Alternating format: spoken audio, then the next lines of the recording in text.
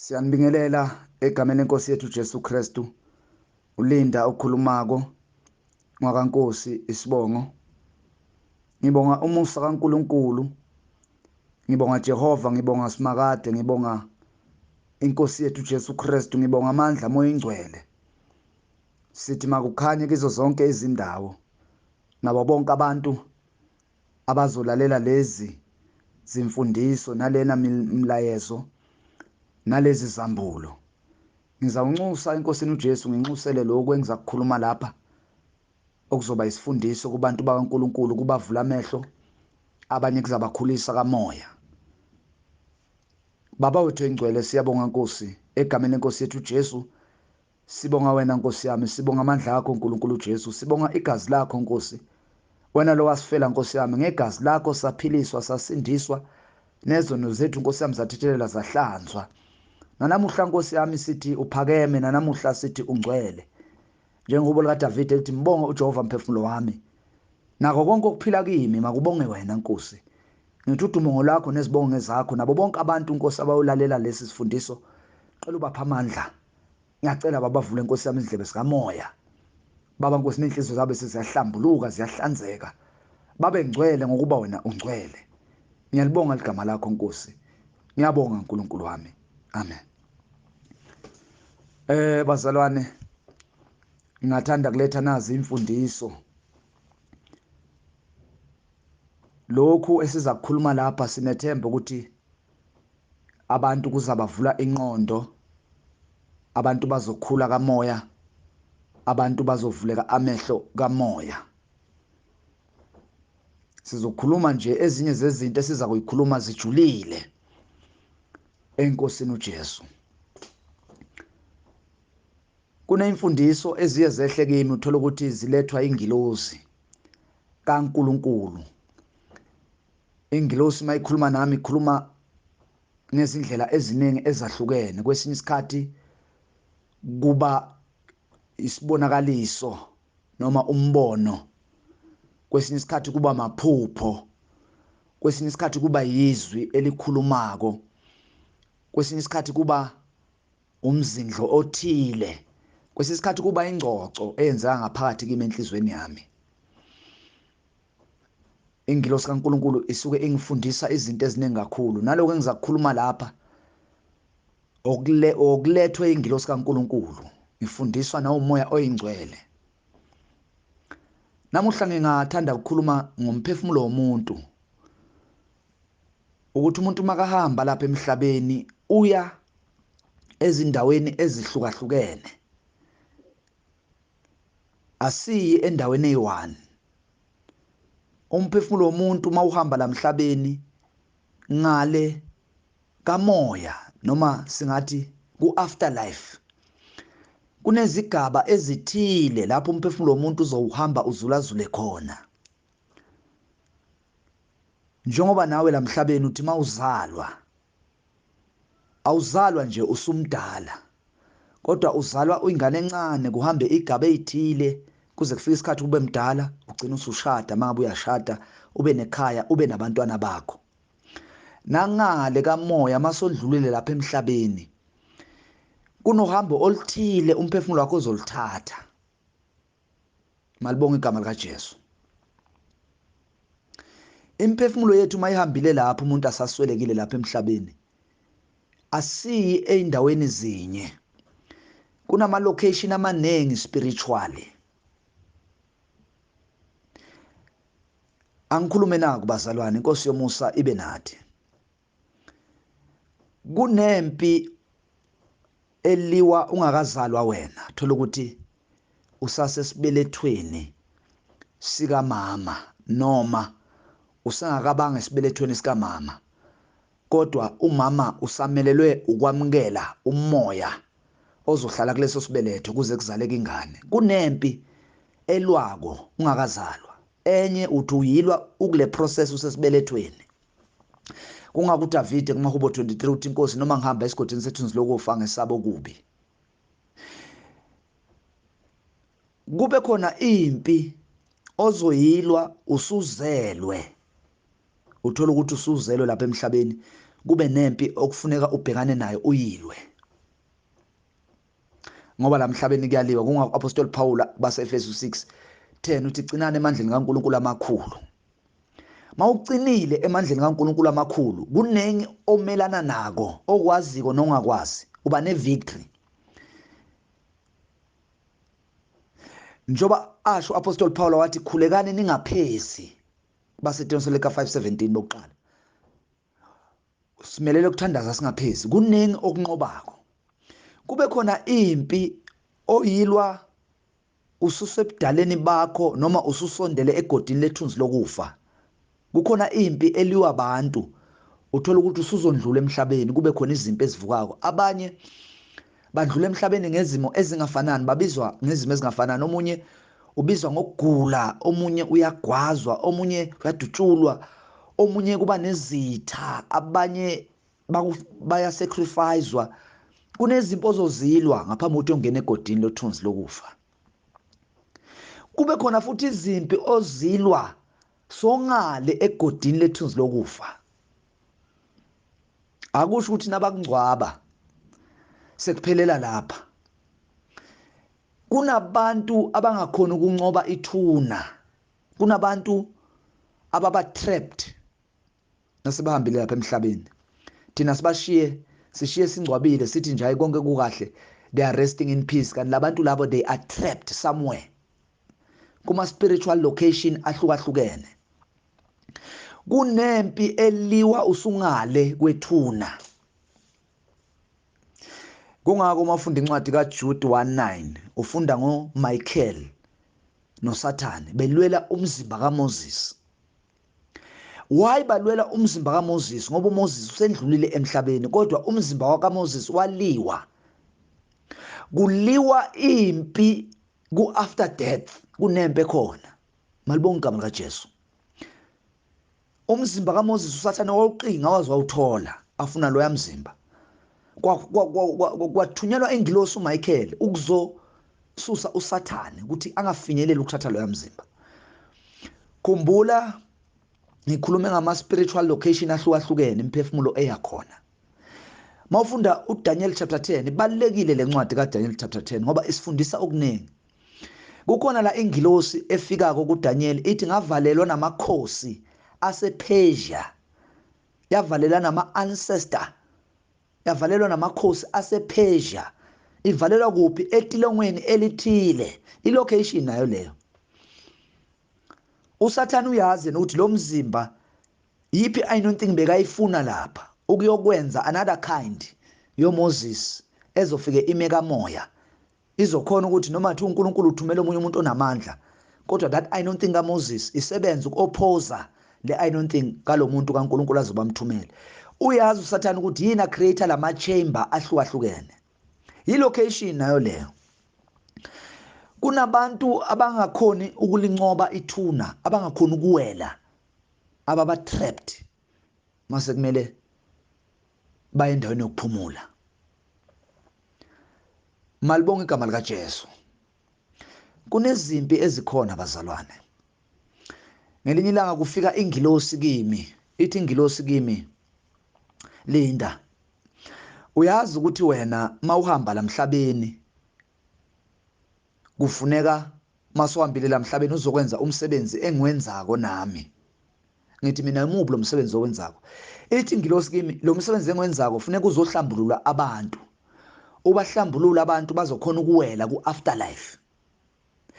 Khumbula umphefumulo wakho mawuhamba lamhlabeni ufuna kube khona ingilosi zikaNkulunkulu ezizokuhlangabeza. Le ingilosi bayibiza ukuthi ama monitoring angels. That's why mafunda kuMateyu 13.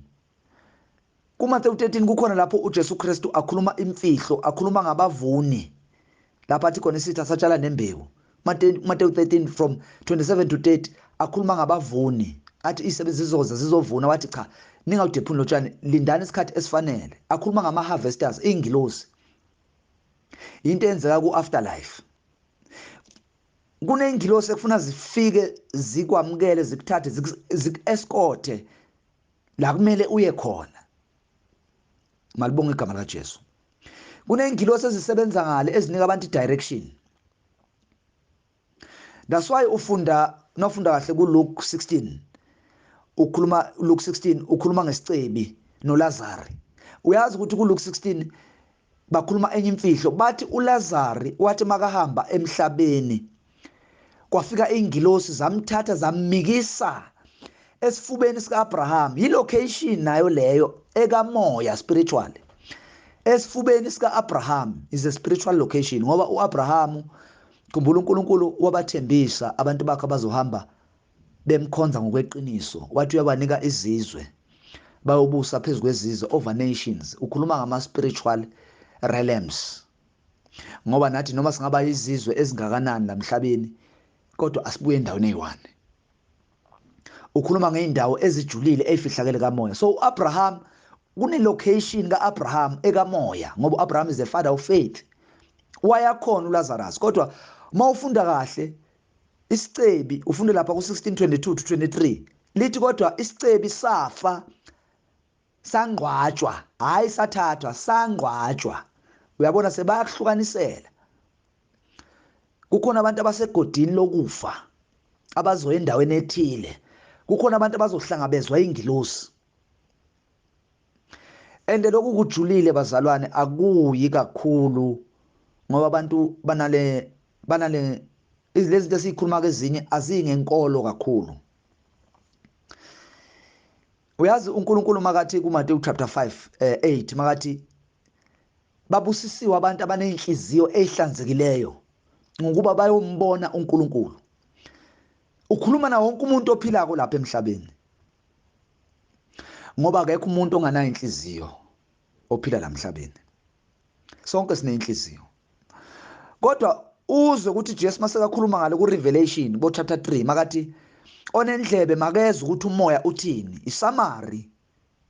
Kodwa ngapha ku Matthew 5 uthi babusiswa abanenhliziyo ehlanzekileyo. Ukhuluma nathi sonke. Kodwa ngale ku Revelation siyashintsha ithi onendlebe makezwe ukuthi umoya uthini. Ukhuluma ngabantu abathile abanendlebe kamoya abazothi mabalizwa izwi basabele noma basarende. Now ingilosi mayikhuluma lokhu kimi ithi mawufika ngale ku afterlife kufuneka uzosebenza umsebenzi esiwenzako. Ngini mina lenza muphi umsebenzi? Uthi sihlambulula abantu kuze bazokhona ukuwela baye enkosini. Ngithi mina kubangwa yini lokho? Ithi ingilosi abantu abanengi emhlabeni banezinkolo ezihlukene. Ithi ingilosi kimi kukhona abantu abatrapped kumasiko athile abakholelwa kakhulu ku tradition. Uthola ukuthi labo bantu bakholelwa kakhulu ku tradition kodwa banenhliziyo ezihlambulukile. Matthew chapter 5 babusisiwe abalamlako, babusisiwe abampofu, babusisiwe abampofu emoyeni ngoba umbuso wezulu ngowabo. Babusisiwe abalambele nabomele ukulunga. Uthola ukuthi labantu they are trapped kuma culture of men athile but bangabantu baNkulunkulu abahlanzekile. Yaphinda yathi ingilosi kimi funeka sihlambulwe nabantu emhlabeni banezinkolo ezihlukahlukene. Yayibala le inkolo yathi kukhona abantu abakholelwa la, kukhona abantu abakholelwa la, kukhona abantu abakholelwa la. Kukhona abantu abakholwa inkolo ezithile emhlabeni bakholelwa phezulu kwamakhosi athile emhlabeni. Wathi nalabo bantu abakhethwe uNkulunkulu bayahlanzwa kuze bayombona umbuso wezulu ngoba abanye bazalelwa kulento. Yaphinda yathi kimi ingilosi bakhona futhi abantu abakholelwa kuJesu Kristu. Kodwa uthola ukuthi bakholwa kuJesu Kristu babanjwe ngezinye izinto futhi ezithile. Yathi thina senza lowo msebenzi wokuwelisa abantu. Khumbula akusho ukuthi masowelile ngale soya ezulwini ku paradise. Kunama location a different spiritually. Angicela ngifundele nalizwi lika uzobona lapha ku encwadini kaJobe 38:19. Kukhona la uNkulunkulu akhuluma noJobe akhuluma ngama spiritual places are different awithin emhlabeni nje. Ngisakakhuluma ngezinto ezingale kamoya. Ukhuluma ngento within the planet Earth, within emhlabeni la siphila kiwo. Uthi uNkulunkulu mayifunda kahle lencwadi ubuza uJobe uthi wake wangena emithonjeni yolwandle wahamba phansi otweni na? Amasango okufa uwavulelwe wabona amasango ethunzi lokufa na? Uqondile ububanzi bomhlaba na? yisho uma ukwazi konke. 19 uthi iphi indlela eya lapho kuhlala khona ukukhanya. Ubuza uJobe uthi uyayazi indlela yini la kuhlala khona ukukhanya. Kusho ukuthi ukukhanya kune location ethile, ukufa kune location ethile, imithonje yamanzi ine location ethile, ithunzi lokufa line location ethile. Malibonke igama likaJesu. Usethi nobumnyama ke iphi indawo yabo. Umnyama bune location ethile. Ngendlela ijule ngayo into kaNkuluNkulu ngisho mina umoya une location ethile. Kune location ethile kamoya la kwehla khona lento abathi isithwathwa, isnow. Lezi zinto zinama location athile spiritual. uNkulunkulu usabuza Jobe lento le. Angibuyele ezwini ngizokhona ukuthi abantu bayizwe lento ukuthi kunama different spiritual location. Isicebi saya kuphi Hades endaweni yokufa. Saya esihogweni, leyo indawo spiritual. Mawufunda incwadi ka Revelation, angeke ku Revelation 6:9.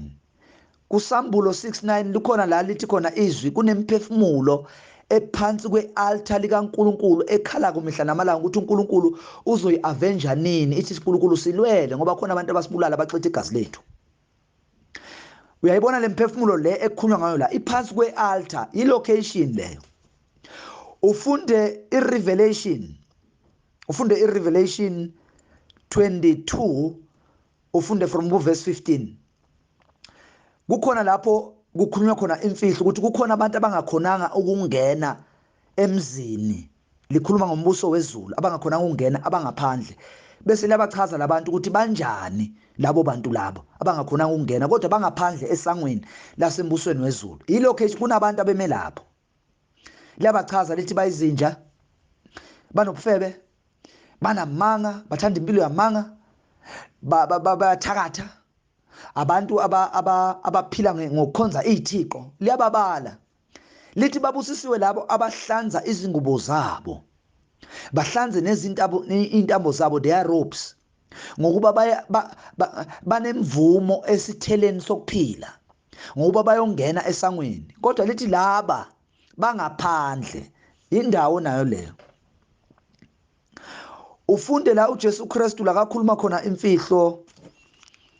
Ngiyabona ku Revelation 20. Angifunde uRevelation 20. Nkosi yomusa inibusise. Revelation 20 ngifunde lapha ku verse 13. Lithi nolwandle lwakhipha abafileyo ababekulo. Ulwandle lakhipha abafileyo ababekulo. Kusho ukuthi kunabantu abafileko abaku location ethile phasi kolwandle. Thina sithi sibangcwabile. Nkosi nibusise. Ilocation le kusho izwi. Bese lithi nokufa neHades kwakhipha abafileyo ababekukho. iHades nokufa. Ukufa kuyilocation. iHades is spiritual location. And ngalendlela ongeke uzuqonde lezinto lezo, ayikho indlela edirect ukuthi wena ungayazi lendlela noma le path ukuthi mawuyiHades uhamba ngenorth noma ngesouth noma kanjani. Kungako Jesu wathi mina ngiyindlela neciniso. Ukhuluma ngespiritual path eyaziwa nguye uKristu ukuthi akekho oyakubaba ngaphandle kwami, ngoba Kristu uyiaccess kule ndawo bathi kusembusweni wezulu la kunokuthula khona. Uyi-access, uyindlela. Kungako kuMathewu 7, kuMathewu 7 from 13 to 14 uthi indlela ekufeni ibanzi baningi abahamba ngayo, kodwa indlela ekuphileni inyinyekile bayingcosana bayitholako. Ukhuluma ngendlela epath eya ekuphileni, yinto ye-afterlife leyo, kodwa uyiqala usaphila la emhlabeni. Naku afterlife uhlangabezana nesimo esinjalo ngoba le ndlela awunawo amandla. Yabona la emhlabeni ungakwenza konke kodwa ku-afterlife awunayo ipower, you have nothing.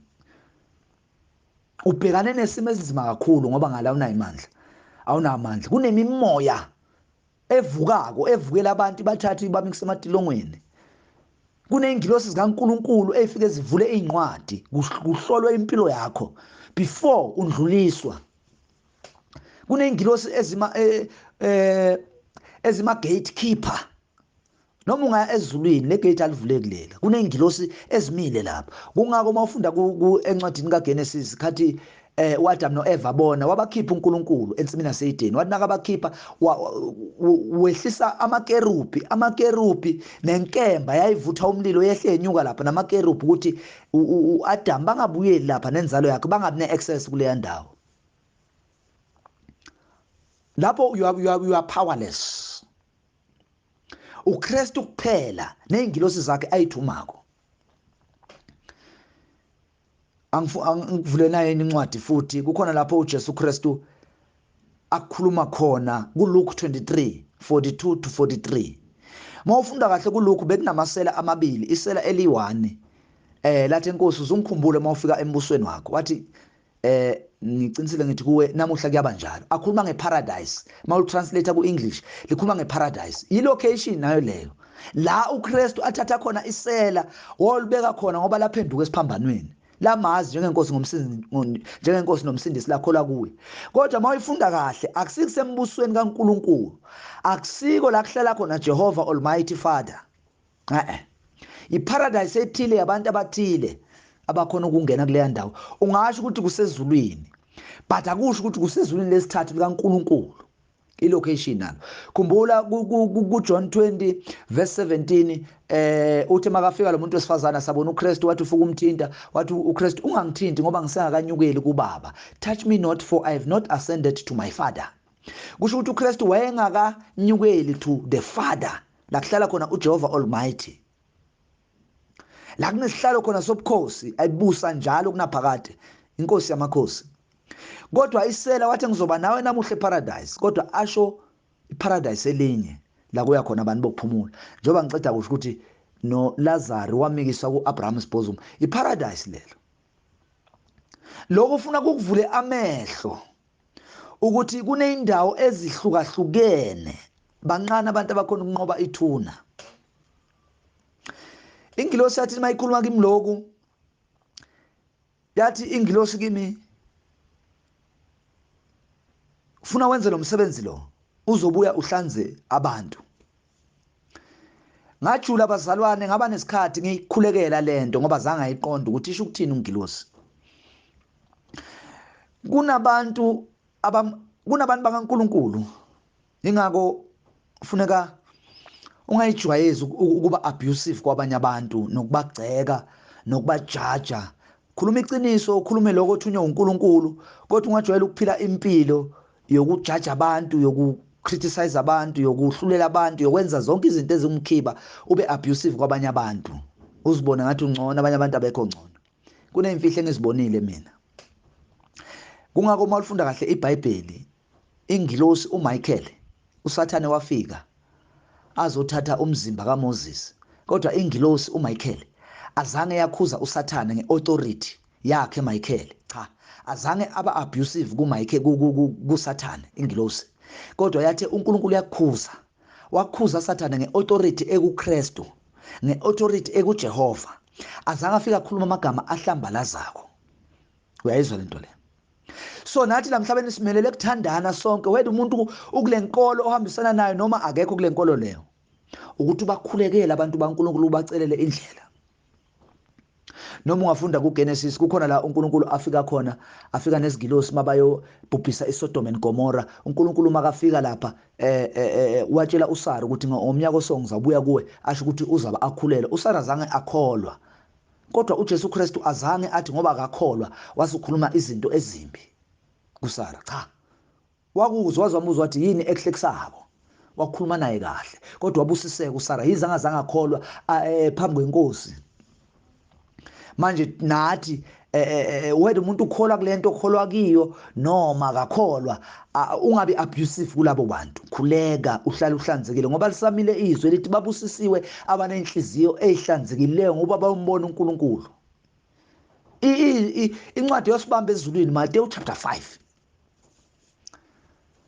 Ngathandaza abazalwane isikhathi, ngakhuleka isikhathi. Angikhulume ngalempi eliwa usasengale godini. Kunentombazane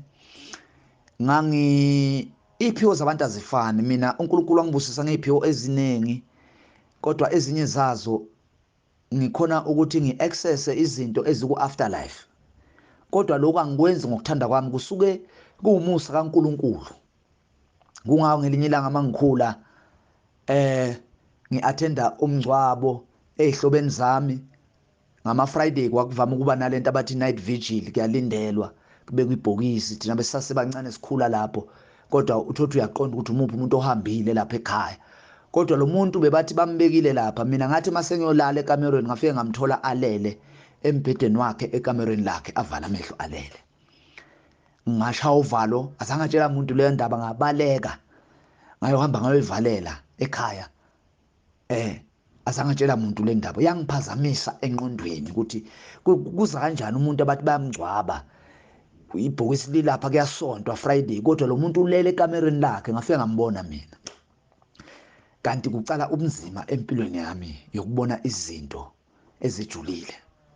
Kunentombazane ngangikhuleka nayo, mangikhuleka nayo le ntombazane ihle ifika emthandazweni seyincane, uNkulunkulu ayithethelele ilale ngokuthula.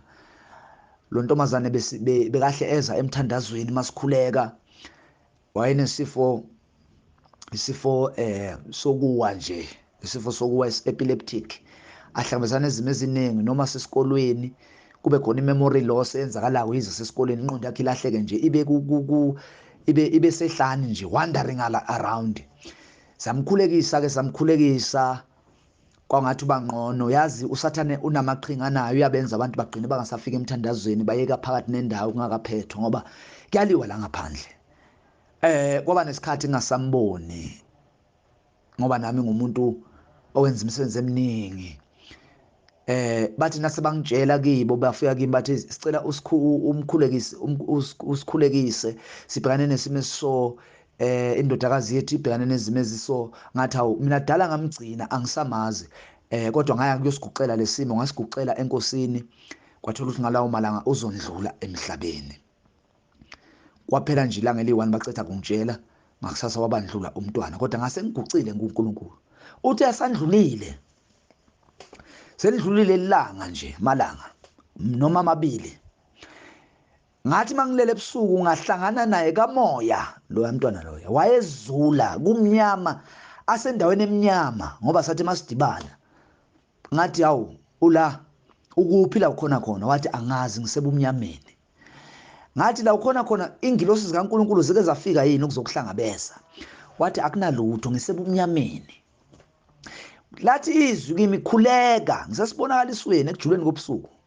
Lathi mkhulekele. Ngathi ngisamile naye lentokazi ngabona amadimoni afika. Kwesinye isikhathi nokuphupha ngathi ugijinyiswa abantu, ugijimisa izilwane, mawulele uthi madimoni neda ayadisguise. Bavela amadimoni amaningi.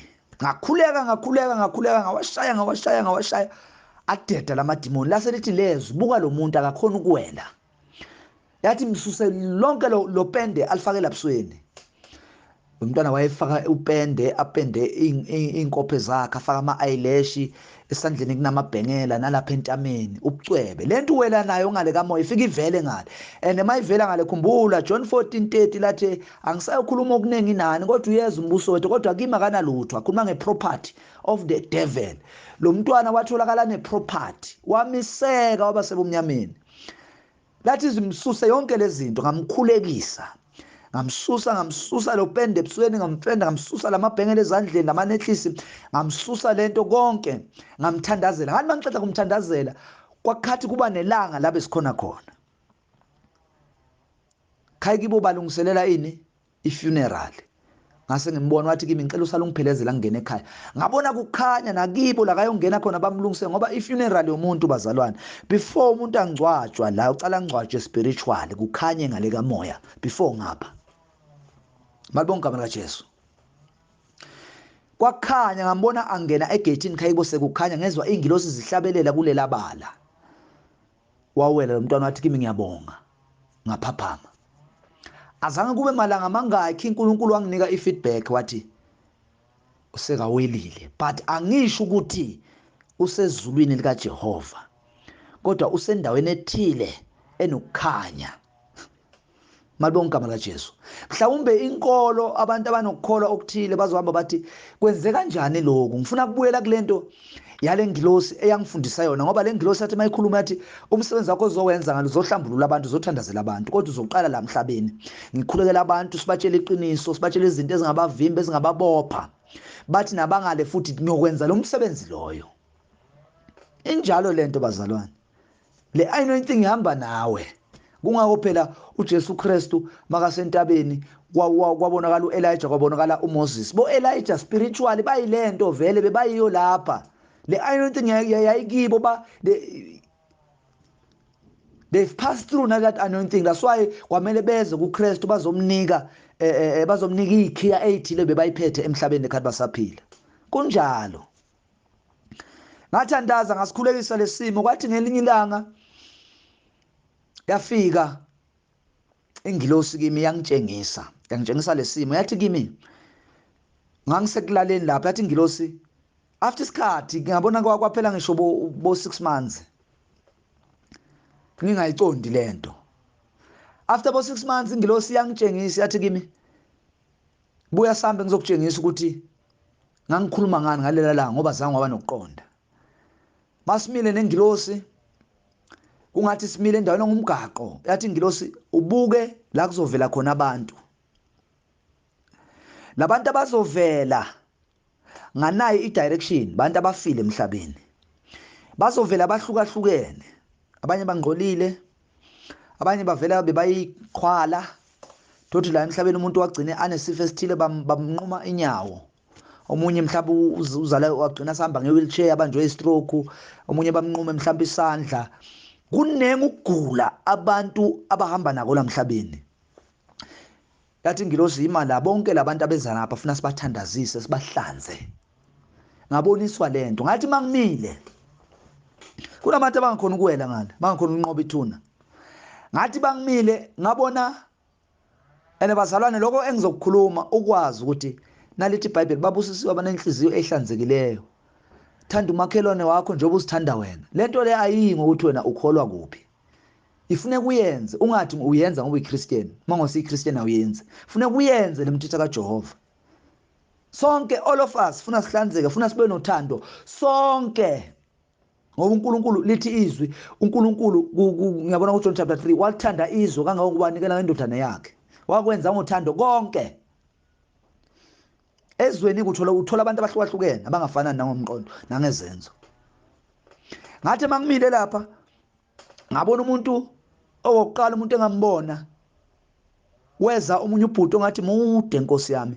Lo bhuti la emhlabeni yathi lapha, ngoba ngalendlela besenza lo msebenzi uyaskenwa lapha. Uyaskenwa lapha, uskenwa ngomoya. Ingilosi leya ngangimenayo, le ngilosi iskena labantu ukuthi mawutholakala unganalo uqolo, phila emhlabeni une unforgiveness, uphila emhlabeni unenzondo. Watholakala nalezi zinto lezo, baningi abantu abajikiswa bangakhona ukuwela, bathatha enye direction. Lo bhuti lo wathi makeza, Nkosi yami, weza impahla zakhe zingcolile angathi umuntu sengomzimba. Yathi ingilosi akahlanzwe, wathandazela kwaba nemthandazo ethile. Phela amakuthandaza lapha la esandleni kuphuma into engathi ukukhanya. Lento engathi ukukhanya samlilo njengelight elinomlilo ifike limgeze lo muntu agezeke. Kusuke zonke izinsila konke okubi. Lo bhuti wanempahla engcolile, Nkosi yami. Emhlabeni wabanjwa amathunzi. Abanye babanjwa isono sogwayi, isono sani. Kodwa kwathi makukhulekiswa kwatholakala ukuthi unenhliziyo ehlanzekileyo. Wathandaziswa, wagezeka, kwathiwa ndlula, waya kwenye indawo. Wajabula lo bhuti. Wajabula ngambona agquma gidagida, kwathiwa ndlula. Khumbula mzalwane wami, angisho ukuthi lo muntu useya ezulwini kaNkulunkulu, in the kingdom of heaven. Kodwa uya ku location ethile ekuzothi makathathwa through ama process. Kune process ngale ku after life. Ingakho kuthiwa umuntu ufa kanye, akusho mawufa manje soya ehluleleni, sohlulelwa, konke sekenzeka. Kunengo okwenzakalako ngale bazalwane, and ngale kamoya akusetshenzwa ngalesikhathi sethu lesi esisebenzisayo lapha emhlabeni. Kunesikhathi sakhona ezinye izinto zingenzeka within a moment, kodwa uthi kwenzeka into eningi within a moment ngale kamoya. Wandlula lo bhuti, wajabula, wathi wandlula. Kweza omunye ubhuti futhi waye nokugula la emzimbeni ngendlela agula ngayo la emhlabeni, wagula wagcine asanqanyuliwe inyawo. Kwathiwa asimthandazele, sathandaza, sakhuleka, wagezeka, kwabuya isimo sokuphila kuye, kwamila inyawo. Angazi lezi likaJesu elithi uJesu Kristu lakathi uJona khona thuma abafundi bakhe bathi ngicela nibuze uKristu ukuthi nguyini leyo bese simlindile noma sibize omunye. Wathi uKristu hamba nimtshele ukuthi impumputhe ziyabona, abayishosha bayasukuma, imumu ziyakhuluma, abanochoko. Into enjalo lento leyo ihambe iziyodonsa ngale spiritual ku afterlife. uNkulunkulu unendlela arestore impilo zabantu ngakhona. uNkulunkulu ethembekile unothando. Babusisiwe abaphenduka basasemhlabeni, balangazelele umbuso wezulu, balambe kuhle kweingane zilambele libisi ngegama likaJesu. Lo muntu wathandaziswa, wahlangana umzimba wakhe. NjengoHezekiya wathunywa esigodini sosizi lamathambo, lathi izwi kaJehova, Hezekiya khuluma nalamathambo, khuluma nalamathambo ukuthi aphile. Wakhuluma athi angahlangana namathambo, wathi uNkulunkulu biza umoya wami emagumbini amane omhlaba, waphila. Lento le yenzeka spiritually kamoya. Ngikhuluma ngezinto ezinjalo, into engasaphili phile. Yiko ukuvuka kaKristu. uKristu makafika athi kuJohn 1:18 athi uKristu, bheka ngangifile manje sengiyaphila. Ihluthulelo zaseHadesi, ihluthulelo zokufa zasesihogweni zikimi. Athi ungasabi lutho. Khuluma ngento enjalo ngoba uNkulunkulu uJesu has overcome. Bonke abayotholakala banokumesaba uJesu. Khumbula namadimoni ayabenza abantu babe sebumnyameni nasesonweni, kodwa bakhona abantu abanenhliziyo kaNkulunkulu, bamane babanjwa ububi. uNkulunkulu umuntu angamfuni umuntu othokoza ngobubi, umuntu ojabulela ububi. Kunga uNkulunkulu wathi makabhubhisa umhlaba encwadini kaGenesis, wathi umoya wami awuhlala nalaba bantu ngoba enhlizweni zabo uqubuka okubi.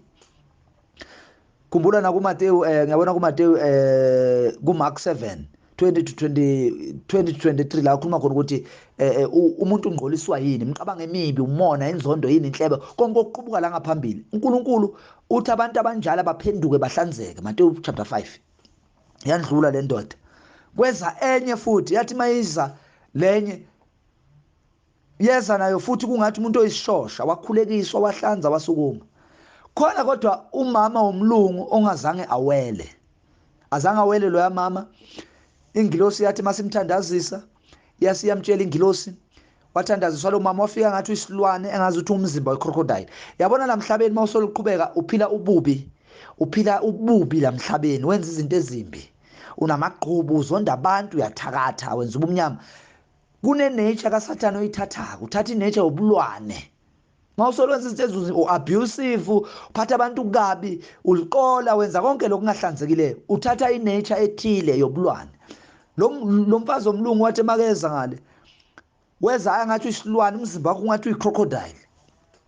Kwathiwa kathandaziswa, makazohlanjulula, wathi makahlanjulula kwaqala ekhanda, kwathi makehla ngathi uyagezeka kuyasuka lokhu, kwathi makufika la ngasenhlizweni yakhe kwema. Yasingilosi yasho ukuthi awukwazi ukuwela, utholakala njani, uphile impilo emhlabeni unebitterness, ucabanisa abantu, uthakatha. Ngisho umlungu mina. Wathi umlungu, please ngiyaxolisa, forgive me, please tell me more about my life, la ngenze khona kahle. Yathi ingilosi, utholakale wena uhlukanisa abantu phakathi nendawo, unebitterness, unobubi, ungaqoleli, wenza izinto ezimbi, awukwazi ukuwela. Azange awela lo yamama, kwathiwa eceleni. Ngikhuluma izwi kaNkulunkulu. Bayeza abantu ngomningi, akusibo bonke abawela ngoba batholakala kungekho kahle. Abanye batholakala banolwimi lwenyoka, banenhlebo, babhidliza imindeni, banamanga, baqola abantu, benza izinto ezimbi emhlabeni, bekuthokozela lokho. Isono akufuneka sikuthokozele. Kungako uNkulunkulu makafika kuKhayina, wathi Khayina, isono lesumelele ukusincoba singakubusi, kodwa uKhayina isono wasithokozela. Kungako agcine asaseparate kuNkulunkulu, aqalekiswa, sekufuneka ahambe manje ayophila ngaphandle kaNkulunkulu, ayophila ngamandla akhe. Ngikhuluma imfihlo zikamoya ezijulile.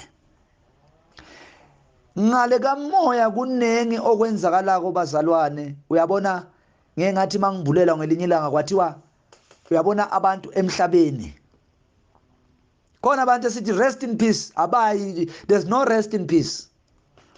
Abawelanga, they are trapped. Kukhona abantu ababa trapped ema desert, ababa trapped ehlathini, ababa trapped emahlane, baba trapped phasi komhlaba. Nina nithi bangcwabile, they are trapped somewhere, abakhona ukuwela. Abanye baba imphefumulo ezulazulako, sibabiza ngama wandering spirits.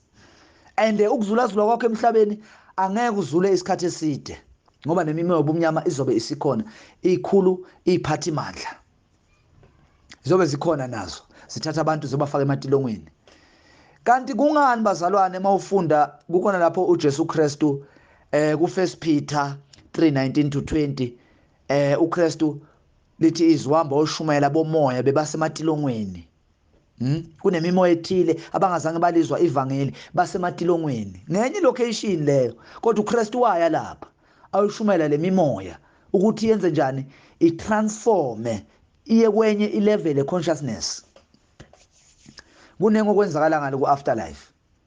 Ngelinye ilanga ngathi mangibulela lento lathi izwi kimi ngiyivezelwa emgcwabo. Emgcwabeni kwenzakala izinto eziningi. Kunabantu enithi niyabagciba lapha, kufike imimoya ethile izolanda lo muntu eniqeda ukuthi niyamgciba. Mangasiba thakathi, mangasiba abantu besatanism, mangasima demoni, afika azokwenza incantation, avuswe lo moya.